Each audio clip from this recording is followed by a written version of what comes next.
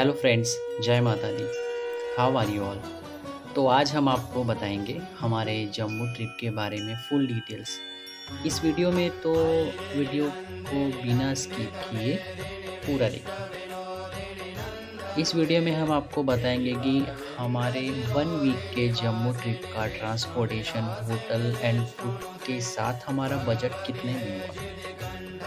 तो चलिए शुरू करते हैं। माता वैष्णो देवी यात्रा के लिए हमने ट्रेन्स की बुकिंग ऑलरेडी 4 मंथ्स से पहले ही कर ली थी, क्योंकि इस रूट पे ट्रेन्स के लिए हमेशा रश रहता है एंड कंफर्म टिकट्स भी जल्दी नहीं मिलती है। तो हमारी ट्रेन थी स्वराज एक्सप्रेस, जो कि मुंबई से कटरा स्टेशन तक जाती है, जिसमें स्लीपर के लिए एक पर्सन का टिकट होता है 800 के अप्रॉक्स। तो हमारी ट्रेन थी वडोदरा से कटरा तक के लिए। 26 आवर्स का सफ़र था, यानी 26 घंटे का। और अगर आपको डायरेक्ट कटरा तक की ट्रेन नहीं मिलती है तो आप जम्मू तक का भी ट्रेन ले सकते हैं। फिर वहाँ से आपको बस या टैक्सी करके कटरा तक जाना होगा, जो अप्रॉक्स 4 to 5 आवर्स लगता है। तो वहाँ पे आपको, अगर आप नाइट में भी ट्रेन से उतरते हैं तो आपको वहाँ पे बस वगैरह टैक्सी अवेलेबल हो जाती है। और मैक्सिमम उसका जो कॉस्ट रहता है आपको 400 के अप्रॉक्स हो जाता है, उससे ज़्यादा नहीं लेते वो। कटरा में उतरने के बाद हम वहाँ से टैक्सी करके हम पहुँचे माता वैष्णो देवी श्राइन बोर्ड के द्वारा संचालित निहारिका कॉम्प्लेक्स। यहाँ पे हमने 4 मंथ्स पहले ही रूम बुक कर लिया था, जिसका चार्ज था 800 रुपीज़ पर डे। रूम का चार्ज था ये। तो यहाँ पे आपको जो रूम है वो 800 से 1000 रुपीज़ तक में मिल जाएगा फॉर 1 डे के लिए। ये डिपेंड करता है कि आप कौन से मंथ में आ रहे हैं। अगर रश मंथ रहा, यानी कि अगर आप नवरात्रि के टाइम पे आते हैं तो कॉस्ट थोड़ा हाई भी जा सकता है।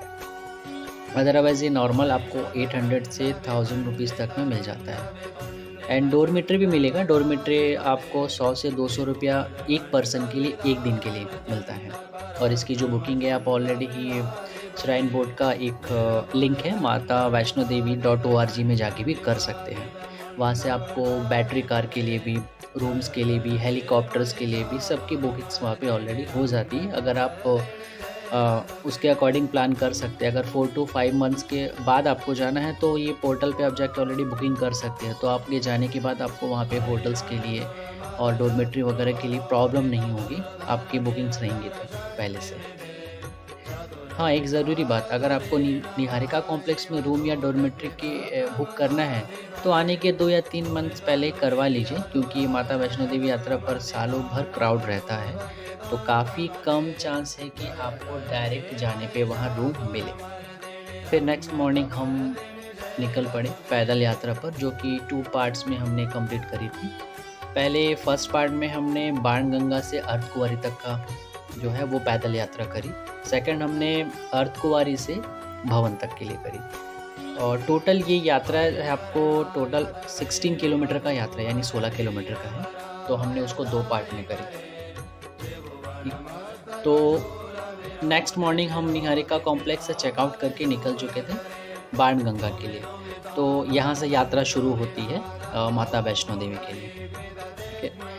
तो यात्रा शुरू करने से पहले हमने की खुद को थोड़ा सा रिचार्ज, यानी कि थोड़ी पेट पूजा। इसके बाद हमने RFID कार्ड लिया, जो कि आपको बाणगंगा में ही यात्रा शुरू करने के पहले वहाँ बने काउंटर पे मिल जाएगा। और एक ऑप्शन है इसका, जहाँ पे आप निहारिका कॉम्प्लेक्स से चेकआउट करते हैं तो वहाँ पे भी इसका काउंटर है। RFID कार्ड यात्रा शुरू करने के लिए ज़रूरी होता है, जो कि आपको यात्रा शुरू करने से पहले लेना होता है। और जब आपकी यात्रा ख़त्म होती है तो इसे वापस भी करना होता है, ये मैंडेटरी है। तो हमने यात्रा शुरू की सुबह 5 बजे और हम 11 बजे तक अर्धकुंवारी पहुँचे। रास्ते में हम कुछ स्थान मिले, जैसे कि बाणगंगा और चरण पादुका मंदिर। ओके, बाणगंगा के बारे में कहा जाता है कि जब भैरवनाथ माता वैष्णो देवी के पीछे आ रहा था तो उनके साथ हनुमान जी भी थे, माता वैष्णो देवी के साथ में। तो रास्ते में ऐसा होता है कि हनुमान जी को प्यास लगती है पानी के लिए। तो फिर माता वैष्णो देवी ने तीर धनुष के द्वारा धरती पे बाण चलाकर जल की धार निकाली। तो इसी वजह से उस स्थल का नाम यानी उस जगह का नाम बाणगंगा पड़ा है। ओके। तो फिर हम यहाँ से आगे कुछ दूर जाने के बाद वहाँ पे चरण पादुका नाम का एक स्थान है। ओके। इसके बारे में ऐसा बोला जाता है कि जब माता वैष्णो देवी ने भैरवनाथ को पलटकर यहीं से देखा था, यानी कि अगर जब भैरवनाथ उनका पीछा कर रहे थे तो यहीं पे माता वैष्णो देवी रुकी और पलट के उनको पीछे देखा, तो इसीलिए उनके पैरों के निशान यहाँ पर बने हैं, इसीलिए उस जगह को चरण पादुका कहा जाता है। ओके। फिर हम यात्रा आधी पूरी करके हम अर्धकुंवारी पहुँचे। ठीक है। पहुँचने के बाद हमने होटल में चेकआउट किया, जो कि हमने 4 मंथ्स पहले से ऑलरेडी बुक कर लिया था, क्योंकि हम प्लान जो यात्रा का प्लान करते हैं उसके अकॉर्डिंग ही करते हैं, यानी कि सारी चीज़ें हमने ऑलरेडी पहले से ही बुक कर ली थी, इसलिए ताकि हमें प्रॉब्लम ना हो बाद में वहाँ पे। तो शैलपुत्री कॉम्प्लेक्स में यहाँ भी रूम है, जहाँ पे डॉर्मेट्री और रूम्स दोनों मिल जाएगा आपको, यानी अर्धकुंवारी में। ठीक है। तो यहाँ पे हमने नाइट स्टे किया और वहाँ का नाइट को हमने डिनर वगैरह किया, फिर वहाँ के खूबसूरत नज़ारों का मज़ा भी लिया हमने, जैसे कि एक नई दुनिया में आ गए। फिर नाइट की डिनर के बाद हम वहाँ थोड़ा घूमे फिरे और उसके बाद हम सोने चले गए। मैं आपको अर्धकुंवारी मंदिर के बारे में भी थोड़ा इन्फॉर्मेशन दे देता हूँ। यहाँ पर माता रानी ने भैरवनाथ से बचने के लिए 9 मंथ्स यानी 9 मंथ्स तक के लिए बालिका के रूप में तपस्या की थी, इसलिए इस मंदिर को अर्धकुंवारी या गर्भजून गुफा भी कहते हैं। और धार्मिक मान्यताओं के अनुसार ये भी है कि जो इंसान इस गुफा में प्रवेश करके माता के दर्शन करता है, उसके सारे तकलीफ दूर हो जाते हैं और वो एक न्यू एनर्जी से भर जाता है, ऐसा काफ़ी लोगों का कहना है और काफ़ी लोगों के साथ ऐसा अच्छा भी हुआ है। ऐसा इस मंदिर के दर्शन करने के लिए भी आपको पर्ची लेनी होती है, जिसका काउंटर वहीं पे आसपास में ही रहता है, और पर्ची भी आपको ज़्यादा टाइम के लिए लाइन में नहीं लगना पड़ता, मिल जाता है तुरंत। ओके। तो फिर नेक्स्ट मॉर्निंग सुबह हम रिफ़्रेश होके फिर से थोड़ी पेट पूजा करके हम निकल पड़े हमारे आगे की यात्रा पर। सुबह 8 बजे हमने यात्रा शुरू की और माता के भवन 2 बजे दोपहर तक हम पहुंच गए आफ्टरनून में। दर्शन के लिए काफ़ी लंबी लाइन थी, क्योंकि हम होली के सीज़न में गए थे तो काफ़ी रश था, तो हमें दर्शन में कम से कम 2 घंटे लग गए वहाँ पे लाइन पे। फिर यात्रा के बाद जब हम वापस की यात्रा शुरू करें यानी नीचे आने के लिए, तो डायरेक्ट हम 6 to 7 आवर्स की पैदल यात्रा करके सीधे बाणगंगा तक आ गए। वापस बाणगंगा में आने के बाद वहाँ से हमने टैक्सी करके कटरा मार्केट गए, जहाँ पे हमारा होटल बुक था ऑलरेडी 3 डेज़ के लिए। तो ये टैक्सी वाला ज़्यादा फेयर नहीं लेता है, वो आपको मैक्सिमम 100 रुपीज़ या 150 तक लेता है, आपको डायरेक्ट ले जाएगा वहाँ पे। उसके बाद हम वहाँ से होटल में चेकआउट करें। कटरा मार्केट में आपको होटल मैक्सिमम आपको मतलब मिनिमम 500 से 1500 तक में काफ़ी अच्छी होटल्स मिल जाएंगे, और हमने काफ़ी पहले बुक करके रखी थी, इसलिए हमें मैक्सिमम होटल का 1000 रुपीज़ पड़ा।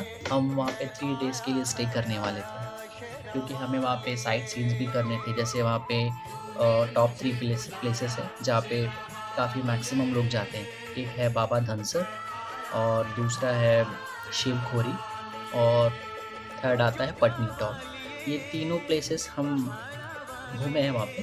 तो आपको इसके बारे में किसी नेक्स्ट वीडियो में मैं आपको बताऊंगा, क्योंकि इसकी पूरी डिटेल्स अगर मैं अभी यहाँ बताऊँ तो ये वीडियो काफ़ी लंबी हो जाएगी। ठीक है।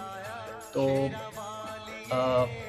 आपको अगर कुछ भी इसके बारे इन्फॉर्मेशन वगैरह जानना है, यानी कि यात्रा से रिलेटेड डिटेल्स वगैरह, तो आप हमें कमेंट कर दीजिए, मैं आपको डिटेल्स वगैरह भी प्रोवाइड कर दूँगा।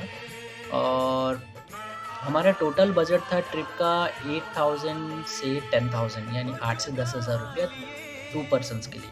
उसमें इंक्लूड होटल, फूड और ट्रैवलिंग तीनों था, यानी ट्रेन्स के टिकट भी उसमें इंक्लूड, क्योंकि हम जब भी ट्रिप प्लान करते हैं तो हम बजट में करते हैं, और बजट में करते हैं और तो हमें प्रॉब्लम्स नहीं होती ज़्यादा, क्योंकि अगर हम बिना प्लान के अगर वहाँ पहुँचते हैं तो हो सकता है आपको होटल का प्राइस या ट्रैवलिंग का या फूड का आपको अप डाउन भी हो सकता है प्राइस में। ठीक है। शॉपिंग का डिपेंड है आप कितने तक का करते हो। अगर शॉपिंग इंक्लूड करेंगे तो कुछ लोग 5000 10,000 तक का शॉपिंग करते हैं, तो वो इसमें मैंने इंक्लूड नहीं किया।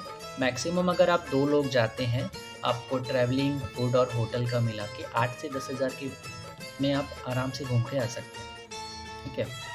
हमारे जम्मू ट्रिप से रिलेटेड आपको और भी कुछ डिटेल्स या और भी कोई इन्फॉर्मेशन चाहिए तो हमें कमेंट करें और बताएं कि आप कब जाने का प्लान कर रहे हैं, कब आ रहे हैं।